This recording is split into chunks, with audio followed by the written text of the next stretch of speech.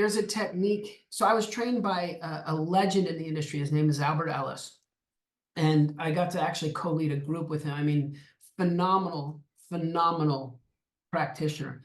And one of his contributions to the field of psychology is a technique that he called inference chaining. And inference chaining is where you ask, well, why is that? And why is that? And so you just keep kind of going one step further.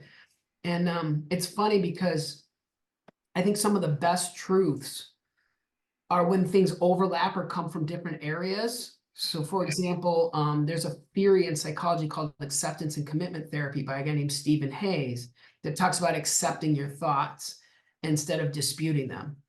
And then what you have is one of the legends in the field of sport and performance, a guy named Ken Ravizza, who used to talk about flushing your thoughts down. And so what's interesting is if you look at Stephen Hayes's work and Ken Ravizza's work, there's really a tremendous amount of overlap in the mechanism of it. So going back to Albert Ellis, going back to your hoodie, the idea is you ask questions. And so Albert Ellis called it inference chaining. In the performance world, sometimes they call it the 5 whys. So when somebody says, hey, I see you're wearing a hoodie, why is that? Well, I like wearing dark colors. Well, why is that? I like it, the way it makes my skin look. Well, why is that? And then once you get to the 5th why, you go, oh, that's some interesting things to dialogue about. So it's about going deep.